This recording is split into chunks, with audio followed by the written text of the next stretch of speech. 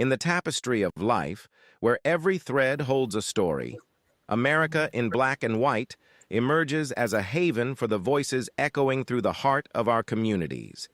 In this podcast, we wade through the rivers of our collective experiences, celebrating the vibrant hues of change brought forth by the whispers of hope and the roars of action.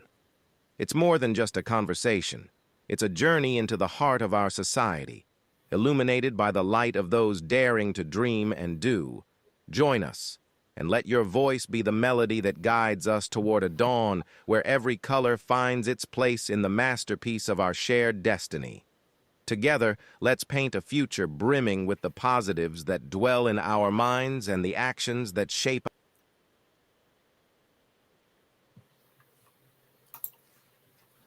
Good evening, ladies and gentlemen, and welcome to another episode of America in Black and White, where we discuss the issues of what's happening in the underserved and marginalized communities and the things that we could do to best help in solving those problems. Tonight, we have a very special guest. We've got Mr. Antonio Sherrell here as a guest. Antonio Sherrell is a dedicated author, community advocate, and program manager based in Atlanta, Georgia. Growing up in Detroit, a city known for its challenges, Antonio was fortunate to have supportive upbringing that instilled in him a passion for helping others. He is the author of the book Systemic: How to Get Out of the System Mindset, which aims to break the shackles of the overdependence on systems and institutions and guide individuals towards maximizing their potential. Antonio's commitment to community service is evident through his work with the Urban League of Greater Atlanta, where he serves as career employment specialist. In his role, he helps individuals in underserved communities achieve economic empowerment and improve their standard of living. His efforts focus on reducing juvenile recidivism rates through education and mentorship, and he is dedicated to making a positive impact on the lives of young people. Antonio lives in Atlanta with his wife, who is an attorney, and their son. Together, they are working towards success in their respective careers while making meaningful contributions to their communities. Ladies and gentlemen, I'd like to introduce you all to Mr. Antonio Sherrell. Hello, sir. How are you? Hello, Charles. Thank you for having me this evening. I appreciate you having me. Yes, sir. Welcome to the show. All right. Glad to be here. Is there anything you'd like to add to your bio that I read? So I would just like to make a few corrections, Charles. So I'm the program manager of the SEED Workforce Development Program with the Urban League of Greater Atlanta. Okay. Well, thank you, and I'm sorry about that. It's okay. All good. So let's get started here, where we'll go into your work as an author. Okay, awesome. Can you tell us what inspired you to write Systemic: How to Get Out of the System Mindset? Charles, what inspired me to write Systematic and How to Get Out of the System Mindset was just seeing us with limited mindset in our community, and just a lot of the people I was around, and even myself, walking around with limited mindsets, not believing in ourselves, not believing we can do the impossible, Charles. And I think that it's kind of a twofold thing. The institutions that raised us, education, religion, the 9-to-5, criminal justice system, things of that nature, they put different thought processes in us, and they developed us, and they taught us how to do things a certain way and go by the book. But I think we tap into our greatness when we operate outside of those systems. When we learn what it means to navigate within those systems, and then we take what we learn and we navigate outside of those systems, and we operate without limitations on us. I think that's where God dwells, outside of limitations. Okay. So, that's really interesting. And I like that whole concept. So, in writing this book, are you thinking, or did you think about, let's say, if you're not doing it already, maybe like touring and maybe explaining and helping people to understand what the system is and how to overcome that? Yes, that's exactly what the book talks about. It dives deeper into that concept, Charles. And at one point, I was working with different organizations trying to get my book into the prison system, to really tap into the minds of a lot of justice impacted young people and adults. But I haven't gotten to that point yet. But I've sold a lot of copies during the time I released the book when I published it around 2021, Mhm. 2022, and I still sell a few copies here and there. But right now, I'm working on my next book, Mhm. putting my energy and focus into that right now, Charles. Okay, Mhm. great. So when can we expect that project? Probably in the next couple months. Oh wow! Mhm. Congratulations to you on that. Thank I'm you. sure that that's a lot. That's especially being a follow up. Hmm. How has your personal experience influenced your writing? Being from Detroit, a city that a lot of people that they count us out. They don't believe in the city of Detroit. We have a great history with the auto industry, music industry.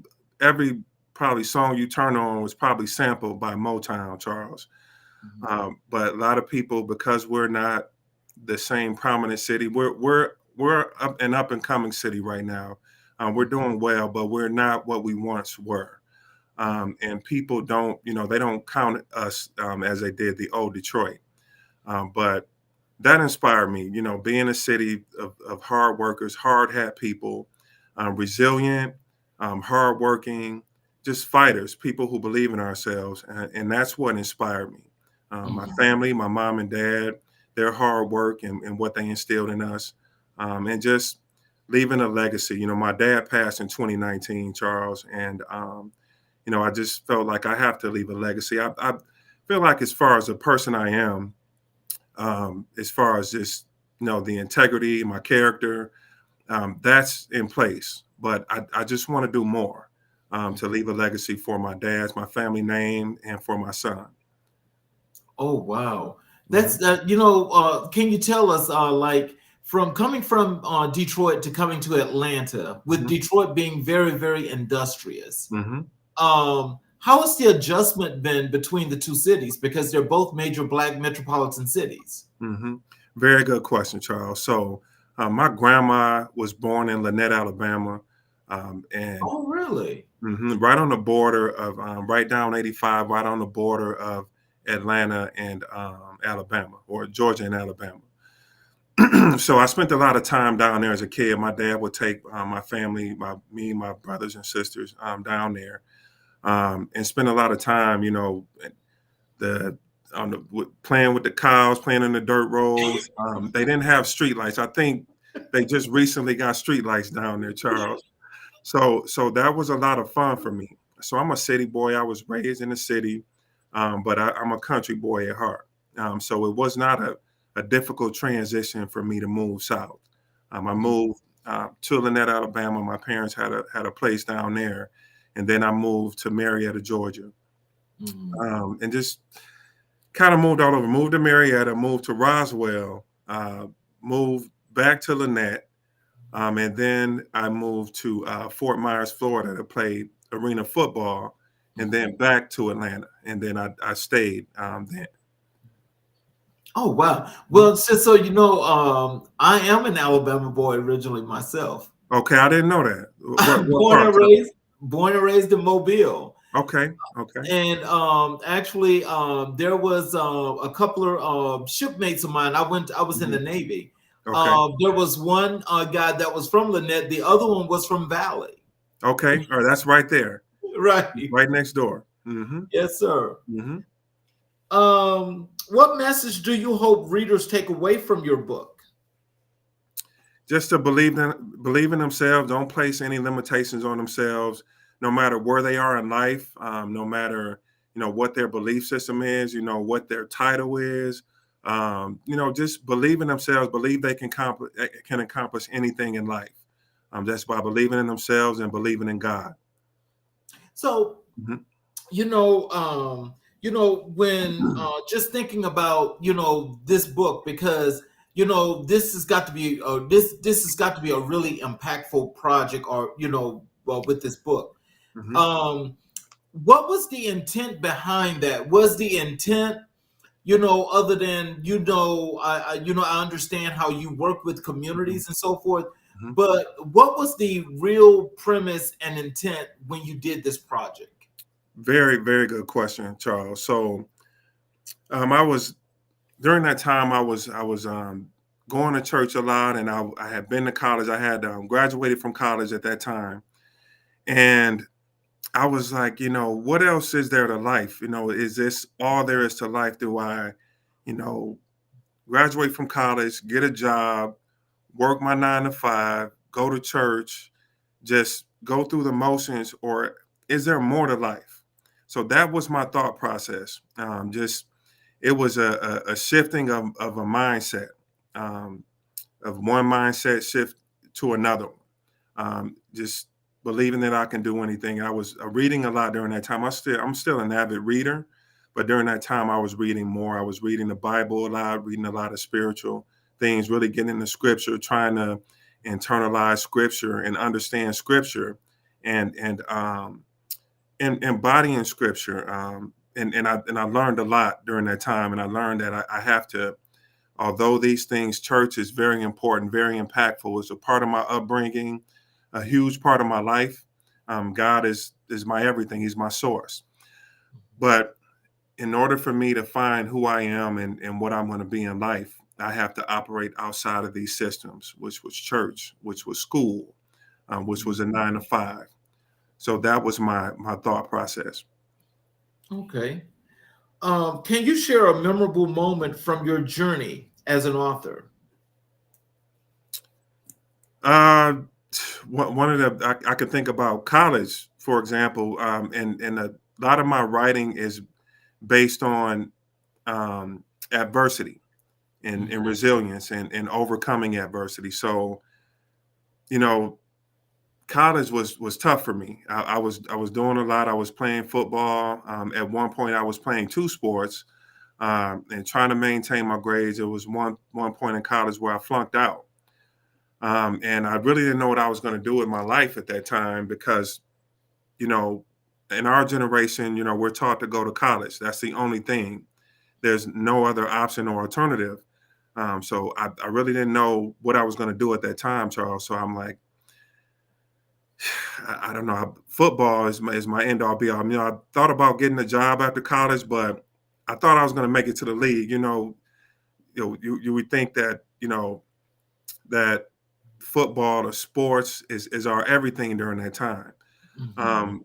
But I thought it was the end of my world when I dropped out of school. So I just tapped into my resources, my networks. I talked to some of my coaches, some of my teammates. I had a great relationship with some of my professors, and I wrote a letter to them. I did some extra credit work, wrote a letter to the university, and I was able to get back into school. And the rest is history. I graduated, ended up having a great football career, um, and the rest is history. Well, I'm really proud of you for not giving up and actually going back to do this, because apparently it seems like this was a really important thing to you. Hmm. And so, as you look in the cameras right now, and for what you just mentioned, what are some of the things that you think some of our people in the audience should take from what you just said? Resilience. What I incorporate in my writing is tap into your victories, tap into your adversities, and use those to get you from step to step to get to that ultimate goal, whatever that ultimate goal is of success in your life. Tap into those victories, tap into those, when you won that football game, when you made that big play, when you got that promotion, when you graduated from college, when you had a child, when you got married, when you bought your first home, things like that. The small victories, because a lot of times when we're on on the road or the journey to our big goals, to accomplish our big goals, we Mhm. forget that we've done a lot of great things.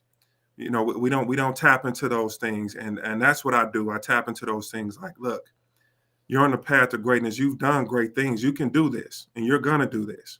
Mhm. What challenges did you face while writing your book? Fear, just listening to other people. I think just a lot of times we listen to people and we let their opinions dictate our progress or lack thereof. So I had, shared my book with a lot of people. A lot of people had, they had good opinions. Some people was like, nah, because they don't look at you. They just know you from, you know, the worker, your coworker or sibling or, ex football player or, college teammate or something. They don't look at you as being that person because you never showed them that version of yourself. Mhm. So a lot of people are going to give you doubtful looks. They're going to share their opinions, and that's fine. But you got to show them. You got to pop out and show them, like Kendrick Lamar said. You got to show them that new version of yourself. Oh yeah. And I encourage everybody to do that because people are going to doubt you, and guess what? You're going to doubt yourself. So Yeah. whether you want to call it the enemy, self doubt, fear, whatever Mhm. you want to call it, but you're going to doubt yourself sometimes. But you gotta reinvent yourself. You gotta shift your mindset. You gotta pop out and show them, and you gotta pop out and show yourself to make Mhm. others a believer and make yourself a believer of the new version of you. So when you had those fears and you had those doubts, hmm what are some of the things that you did to overcome those things to keep moving forward? One of the things, so I always loved to write. I wasn't the best writer, and I'm still working on being a better writer. But I wasn't the best writer in school, but I always loved to write. I always loved to read. I remember back in middle school, one of our teachers, my favorite teachers, Mr. Addis, used to read the Outsiders books like that, Lord of the Flies, and Mhm. one of my high school professors, and he was also one of the defensive football coaches on the football team, Coach Strunk. He used to read a lot of Shakespearean books to us. And I fell in love with literature and reading during that time, but I didn't read a lot because I was always busy with playing sports in school. So I didn't start reading a lot until I became an adult. So those were some of the things that kind of inspired me to want to write and read and journaling. I would journal for stress relief and just to get my thoughts down and to kind of develop a plan when you're journaling, and it's like almost like brainstorming. You're Mhm. like the piece of a puzzle. You're putting all the puzzle pieces on a puzzle board, and then you're slowly putting them back together. And Mhm. then that's how you find your path, and that's how I found my path through doing things like that. Oh wow. How do you balance your writing with your other responsibilities? So that's difficult. That's very difficult, Charles. So I do a lot of work at where my focus is focusing on youth and young adults, being there for my community, being there for my team, and being there for my son. Mhm. So it can be very difficult. So when I get like time on the weekend or maybe after work for a minute, just little by little, just small steps. Even if I'm in the car on my lunch break or if I'm in my office on a lunch break and some ideas come to me, I just write them down immediately so I won't forget.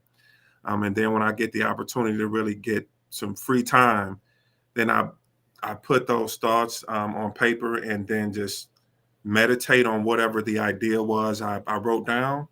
And like it's crazy, but literally God starts downloading into me.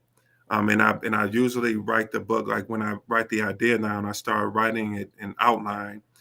So I'm getting the book outline in chapters already, and then along the way, when I get some information or I run into something that pertains to the book idea, I write that down and I put that in that particular chapter. like that. Mhm. Oh, when you first started writing, did you just learn to do the outline process first, or was that one of those things that came to you by storm? It came to me later, Charles. Like I mentioned, I just brainstorm. I just get everything out on paper first, and then I outline. Then I learn how to outline into different chapters. Hmm. Hmm. That's interesting because that's with my projects. That's how I've always done it. Is that if I don't have the outline, then I can't write the book. Right. And so as I do the outlines, you're right, they are done per chapter, but I pretty much have the idea as to what I want to put in there because I have to write it down. If I don't write it down, then I'm gonna be stuck for a while. Yeah. Yeah. Exactly. Even my dreams, that when I wake up, I got to write it down. I got to get it on paper ASAP. Oh wow. Hmm. Now that's interesting. Hmm. Why your dreams? Because that, I think your dreams are kind of like a reminder, and like a God, like a way that God speaks to you. Mhm. You don't always remember every time you dream, but when I do remember, I write it down because maybe it could be guiding me somewhere that I need to go and connecting me to someone that I need to be connected to. Mhm. What advice would you give to aspiring authors? Do it. Don't be afraid. I think everybody has a book in them. And I when I tell people that I'm an author, they're like, "Oh wow, I thought about writing a book." Well, write it. Don't wait. I'm one of my favorite speakers is Les Brown. He always talks about being on your deathbed and looking at all the ideas that that they trusted you. They wanted you to get them out. They wanted you, that whether it's a book idea, a business idea, or job opportunity, they wanted you. You're that vessel. You were going to be the conduit to which you got those ideas out to the people, out to the world. But you decided not to do it because of fear, or whatever else it may have been. But don't allow fear to stop you from going after your dreams, whether it be writing, owning a business, or whatever it may be. Mhm. How do you stay motivated to write consistently? Again, obedience. So I'm not perfect, but I look at obedience. When we talk about being obedient to God, we think about righteousness and doing the right things. I think of it that way too, but I also think of obedience as God trusting you with the vision that He placed in you. So I feel like if God placed something in you, He believes that you can do it. Even if you're not that person that gets the idea out right at that moment. But eventually, He's molding you into that person to get that idea or that vision out to the public or to the people. Can you describe your writing process? Just writing my ideas out, brainstorming, outlining, and just every day enjoying life. And the crazy thing, Charles, you and I might be talking, and you might say a word, and that one word might come into my psyche, and I'm like, oh wow, that's powerful, and I will create a chapter or a book based off that one word. Mm. So, have you always been that kind of creator? Because that sounds like one of those special folk like Prince. I think so, and I think that we all are, but we have to tap into it. I think that I've gradually tapped into it over the years, and the more I accomplish something big like that, the Mhm. more I tap into it. But I try to encourage others to tap into their gifts as well. What topics do you enjoy writing about the most?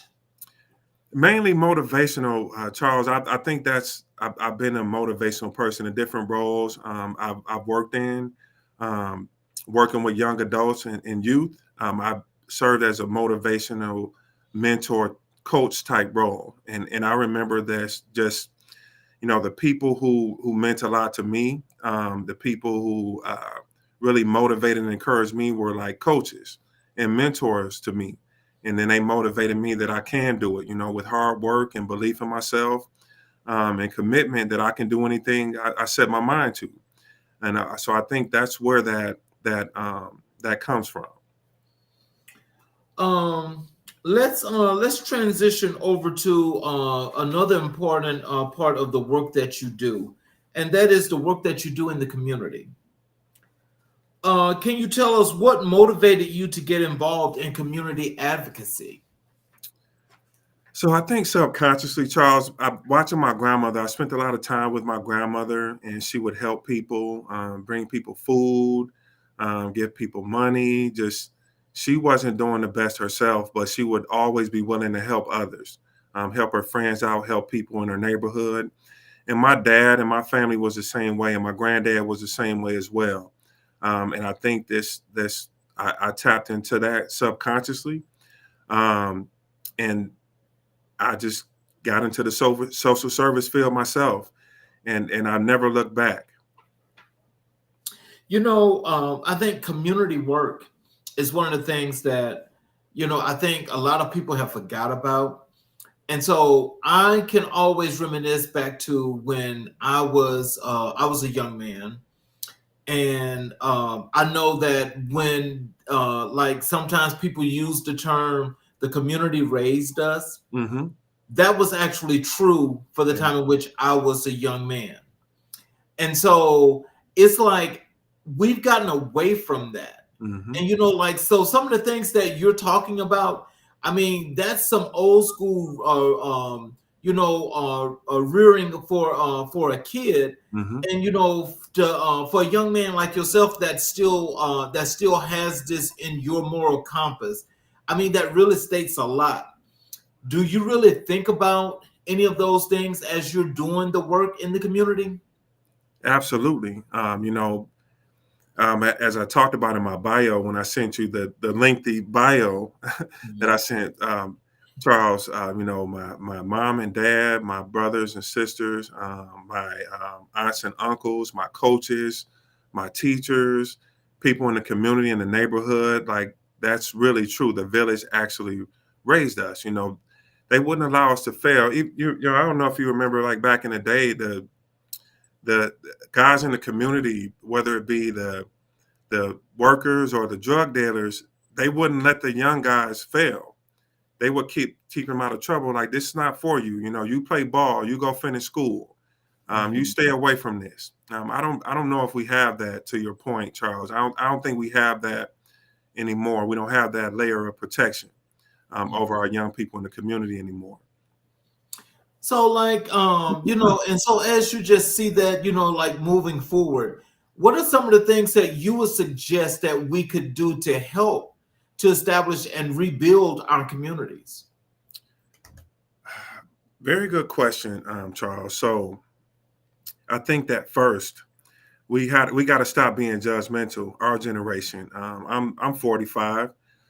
So a lot of our older generation, they look down upon our young people, whether they're justice involved, whether they might have dreads, tattoos, um, whatever it may be. They look at them. If they don't say it, they look at them from a judgmental perspective. Mhm. And I think we need to be more welcoming and open to receiving them, and don't judge. And we got to remember, we were the same way. We sagged our pants. We were listening to the same kind of music, raunchy, cursing, disrespecting women. We were doing the same things they were doing, and look how we turned out. So we have to be open and loving and receptive of them, and not turn them away. Mhm. So, what are some of the things you think from a resource perspective we could do to help to build and keep our community strong? So we need to, in our communities, I think there are a lack of resources, and just being all the way honest. You go into communities like Cobb County, um, there may be more resources there than there is of Fulton County. And that doesn't make sense to me because there's a bigger need in Fulton County. So there needs to be an abundance of resources. Not saying there aren't any resources, but there needs to be a lot more because there's a lot more families in need. that are in the underserved population. How do you integrate your personal values into your community work? I think they align. Just being a good person, being a person of integrity. Again, not perfect, but always just being open to help others. Um, you know, being a believer, a person, a believer in God, wanting to do the right thing, um, wanting to make sure I'm doing well, my family's doing well, and make sure that I'm helping others also do well. And I think that same mindset and approach goes into my work. Can you share a success story from your community advocacy efforts? Let me see. There's a few of them. We had a couple young ladies. We had a couple young ladies in our cohort, in one of our cohorts. They were we have I'm going to mention them to let you know that it's not just about the justice impacted, but we help the justice impacted. We connect them to certifications. They go through our 10-week training program where we teach them financial literacy training, soft skill building, career readiness training like resume building, cover letter development, LinkedIn profile setups, interview training, and things like that to prepare them for the workforce. And then those young people have come all the way from jail to believing in themselves through our training program, connected to a certification. Now they're in a meaningful career opportunity, earning a livable wage, and they've gotten themselves on the path to economic empowerment, which is major. But to answer your question specifically, we had a couple young ladies. Their mom referred them to us. They had no idea what they wanted to do. They came to my class. We conduct a career assessment.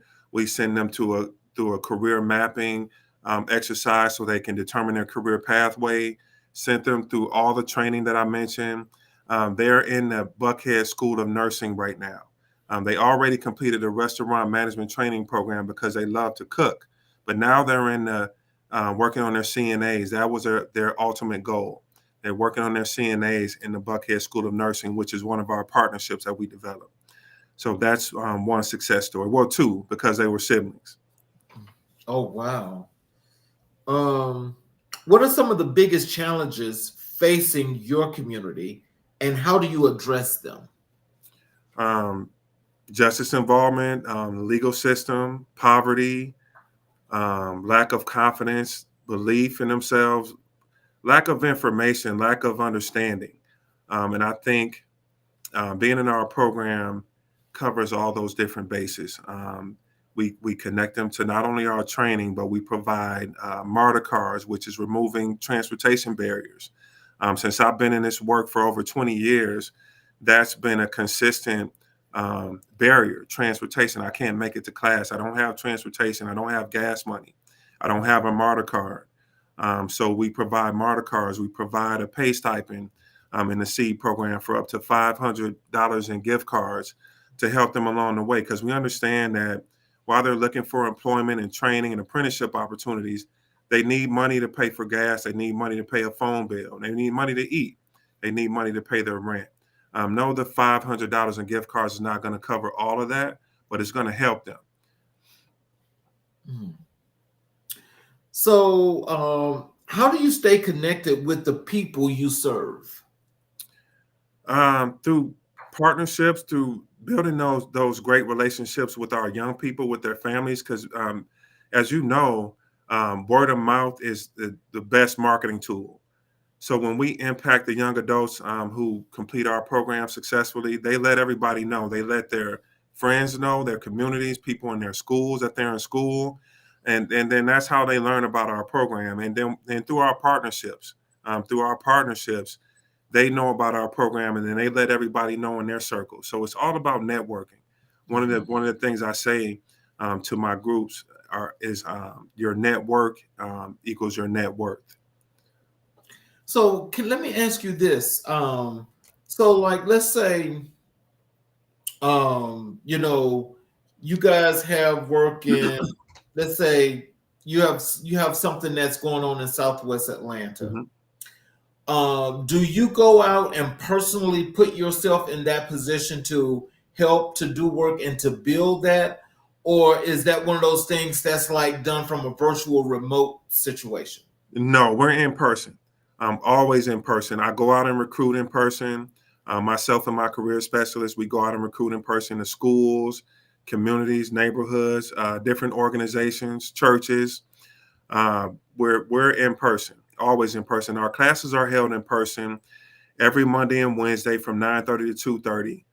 We have a 10-week cohort at the At Promise West Center off 740 Cameron Alexander Boulevard. Like, if you're familiar with that area, about 5 minutes from the Mercedes-Benz Stadium.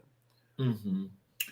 Oh wow! So that's and so is that like one of those new establishments that was built over there? No, the At Promise West location has been around since, I believe, 2018. I could be wrong, but there's Mhm. four. There's the At Promise West location, at the location I mentioned, at the address I mentioned, and there's the At Promise South location off Mhm. Metropolitan Boulevard. There's Southwest location off Camilton Road, and they just opened another one. I believe it's in East Point. I could be wrong, but those are the three that I mentioned are the ones that's currently active. Okay. Um, what role does mentorship play in your community work? Oh man, it's the most important thing, I think. I think mentorship takes the title off of things. I've worked as a juvenile probation officer, a juvenile program manager, and I think a lot of times when they see those titles like a defects worker, like a law enforcement officer, they kind of put their guard up a little bit, and it takes them a minute to let their guard down. I think when you Mhm. come with the title as a mentor or coach, their guard is not up so much, and because you come out of love, you come to help them. You're communicating with their parents, letting them know their progress. Finding out what they need, connecting them to their resources, and you're being a model. You're being an example for what they want to be. Wow. You know, when you think about mentors and what that means, especially to people that need them and so forth, like how do you guys come up with the concept of pairing mentors with the people that need them, or is that like a random thing that happens? So in my case, um, I conform to what they need. I have a curriculum that I develop based on the National Urban League curriculum, and I develop a curriculum that fits the population that I serve. Hmm. And then when I'm instructing or when I'm facilitating, I make sure that it's engaging. I make sure that they're in tune. Something that they're interested in. I might talk about music. Hmm. Um, I do something that's going to grab their attention and keep their attention. So, in my role as a program manager for a workforce development program, I make sure I create something or that's going to be impactful, Hmm. that's going to grab their attention and reach the ultimate goal of success. Because a lot of them come to me. I want to get a welding certification. I want to get my CNA. I want to get an IT certification, or I just want to get my GED.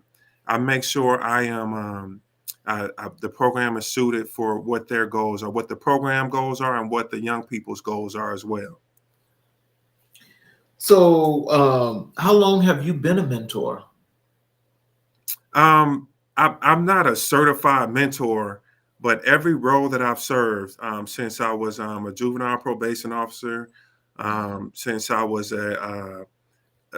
playing football, I was a mentor because I remember how the seed was planted into me was doing speaking engagements with my teammates to elementary school kids, and doing camps. And then this, because I never wanted to work in a social service field. I never saw myself working in a social service field. I wanted to be a professional football player or an FBI agent. But that didn't happen. So I got into the social service field, working with at-risk and justice impacted youth and young adults. And then I kind of stuck with it in every role that I've served. I've served as a mentor. Even if it was a probation officer, my job is to hold you accountable, but I'm also going to be a mentor as well, because that's what's needed to impact your life. Wow. How do you measure the impact of your community initiatives? Well, we have program outcomes that we have to meet. Uh, so that's number one. Whether it might be a GED, whether it be a certification or apprenticeship, whether it be a meaningful career opportunity, and also completing our workforce program successfully. I measure that's number one because that's how we are funded, through meeting our outcomes in a nonprofit world. But I also just keeping keeping tabs on our young adults, because we have to, after they complete our 10-week program, we keep in touch with them for up to a year. So sometimes they might not know right away what they want to do. So just keeping in touch with them, keeping in contact with them and their families, and monitoring their progress, and that's how I measure success. Hmm. What advice would you give to someone looking to get involved in community advocacy? It's very fulfilling and rewarding. All the time you're not going to get the pay that you want, but I'll say this: I've been connected with like great career opportunities and opportunities to make money through my impactful, purposeful community work that I do. I've built up a phenomenal network through the Urban League of Greater Atlanta doing the community work that I do. So that community work, I call it purposeful work. Um, it opened the doors for your other goals and your dreams. Hmm. How do you balance your community work with your other roles? Um, it's hard. I'm sure you know it, because I'm sure you got a personal life too. When you balance your life I try. with your work. I know. Same here. I try, but it's just you got to be organized. Like that's one of the soft skills that we try to teach our young people. Mhm, While we're learning ourselves, we try to teach them time management skills, mhm, communication skills, things of that nature. Because this is very important. You got to have a life, but you got to have balance too. mhm. Can you share a memorable experience from your work with the Urban League of Greater Atlanta? Every day is memorable. Just I know I mentioned the young ladies whose mom referred us to our program, referred Mhm, her to our program, referred them to our program. I mean, we have a lot of justice impacted young adults, and they're getting out of jail. They're they're afraid. They just want to come to our program because their probation officer told them to come to our programs, and then mhm, they leave after 12 weeks thinking like this was the best decision I've ever made in my life. This was the most, like you talked about, life changing on your intro. Um, they say, Mr. Sherrell, Mr. Antonio, some of them call me. This was the best decision I've ever made. This was a life changing decision. If I wouldn't have came to this program, I wouldn't have been exposed to the opportunities that I've been exposed to. mhm. So, can you tell our audience, for what you guys offer and how you help communities there at the Greater Urban League of Atlanta? What can they expect when they come into your establishment and they want to learn, they want to do some things, they want to get these certifications? What are some of the things that they can look forward to when they come in that you're going to get them established to doing? Excellent question, Charles.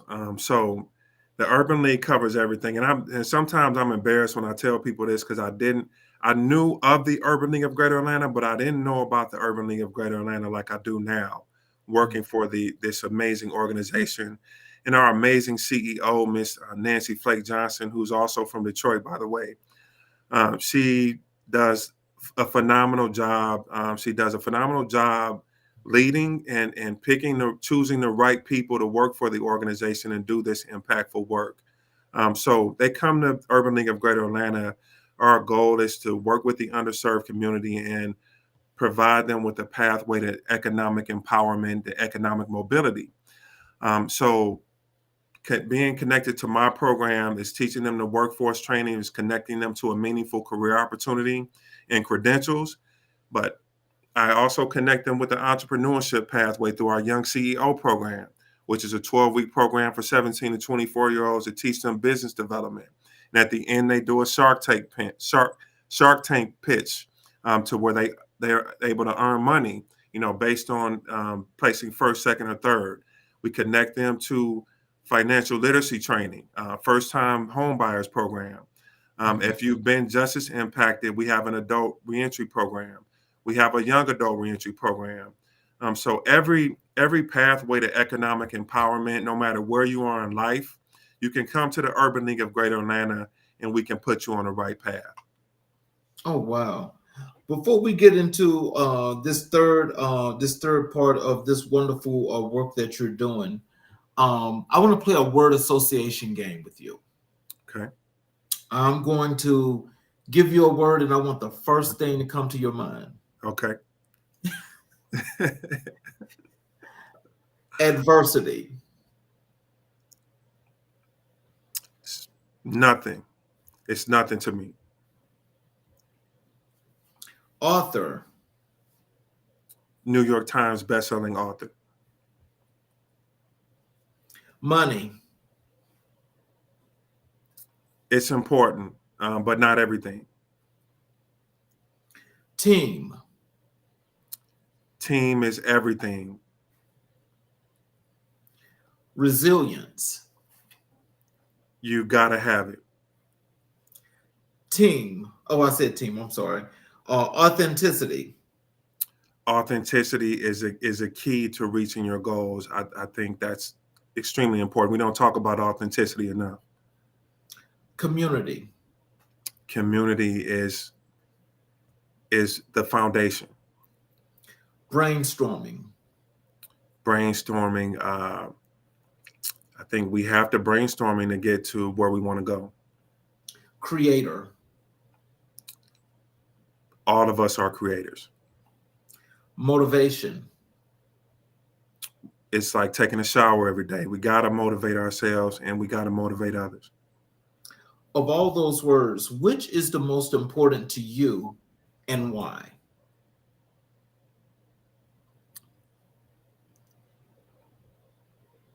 Community and creator. So community, I said that's the foundation. Everything leads up to a community, from you as an individual, family, team, work environment, organization. It adds up to community. It builds up to a community. Creator is, to me, the importance of that word is we're made in the likeness and image of God. And all of us, every last one of us tuning in, every last one of us in this world are creators. But we have to tap into that creator. We look at people on social media, our favorite celebrity, and we look at them and we're in awe of them and we admire them. But we have that same power, the same gift that they have, but we have to tap into it. So do you think knowledge is innate, or do you think it's learned? I think it's learned. I think there's some of us who are gifted like that, and then they just they're a sponge and they soak things up. But I think if you want it, you have to go out there and get it. Same thing with work. You have to work for it. It's not just going to come to you.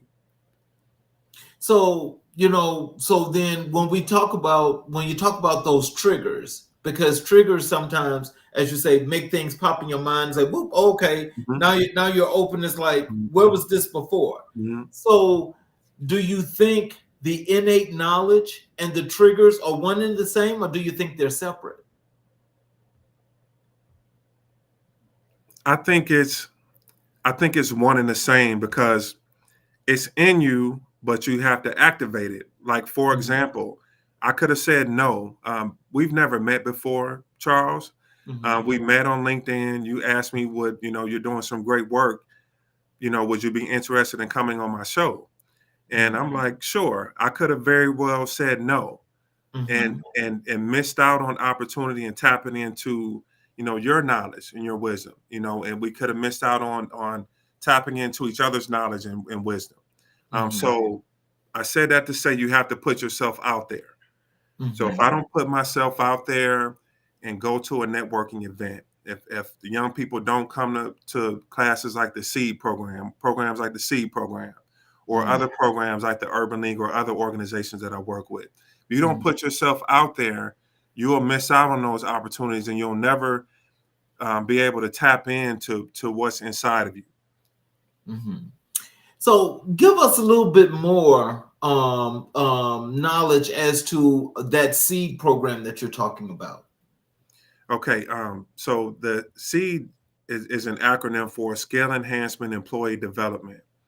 So that's Mhm. just what we offer: career readiness training, employability skill development, soft skill training, financial literacy training, all those different things that help you prepare for a career, resume building, cover letters, LinkedIn profile setup, mock interview training, and the soft skills.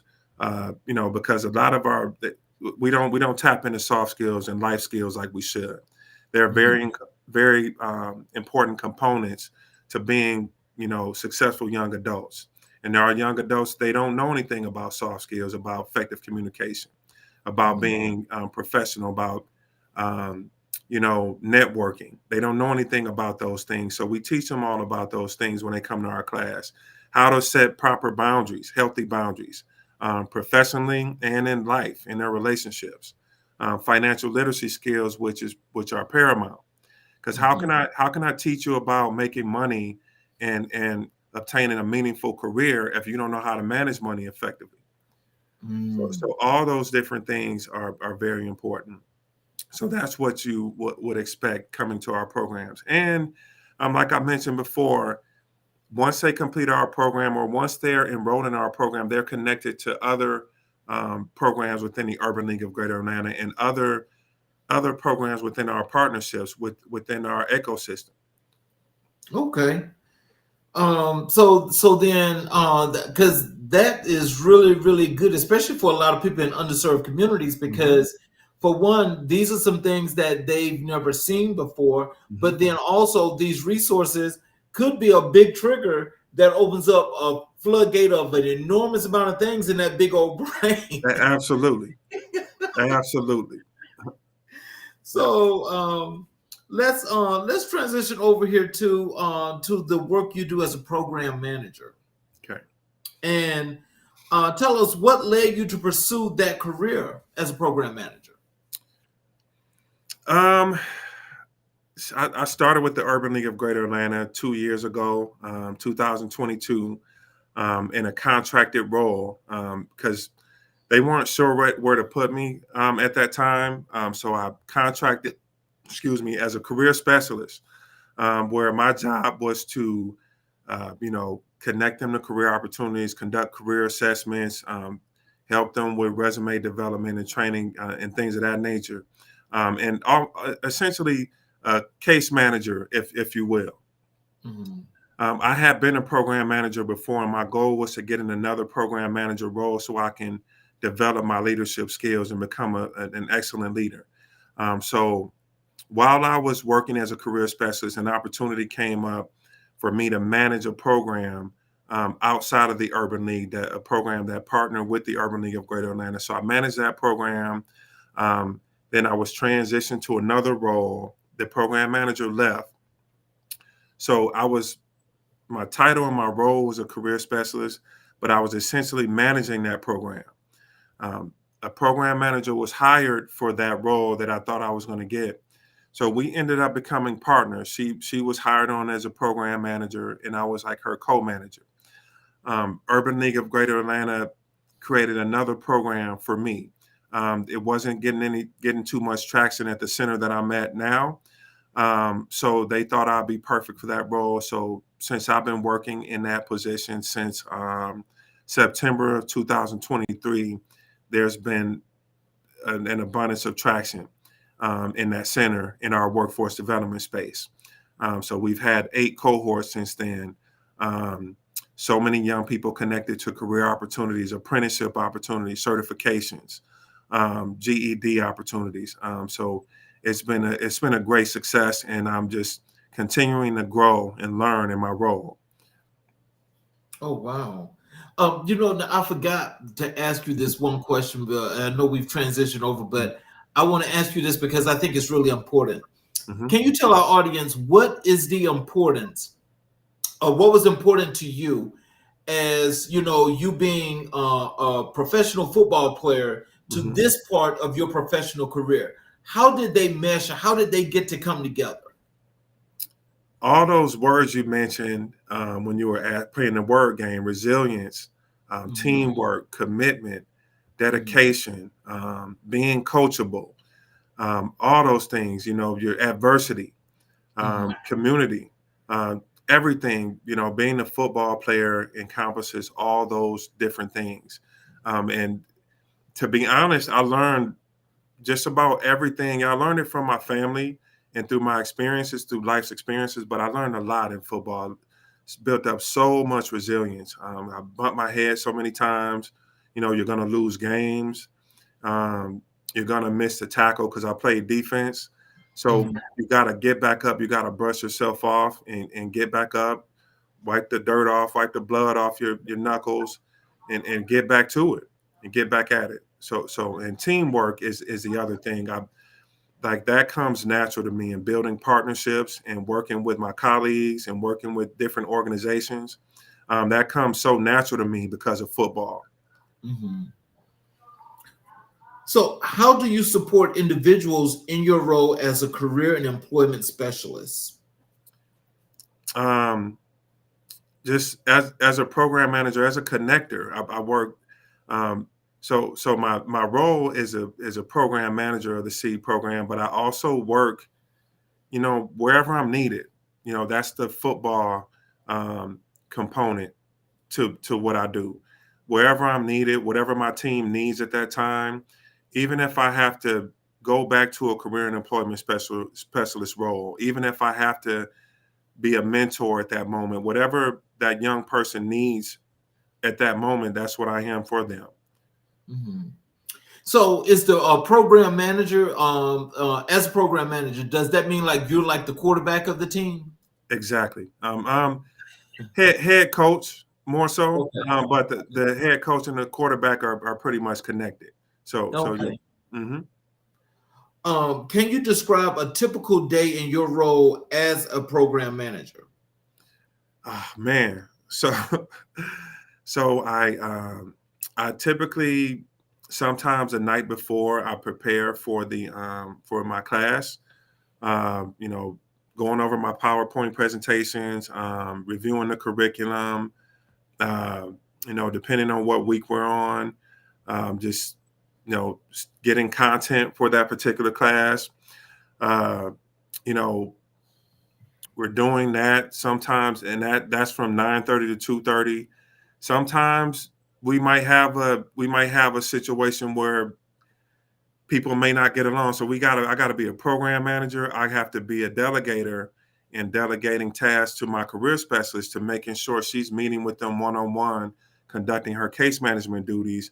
Um, Sometimes we're recruiting. Sometimes we might get phone calls while we're programming, asking questions about our program. I'm recruiting. After class, I might go to a networking event.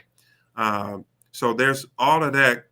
I might conduct mock interview training for a young person who has a job that same day or the very next day. So there's so much that goes into that as a program manager, working as a program manager. Oh man, you know something, I just get the feel basically from just listening to the things that you just described that goes into your job description, that this has got to be like an evolution for the kids or the young adults that actually come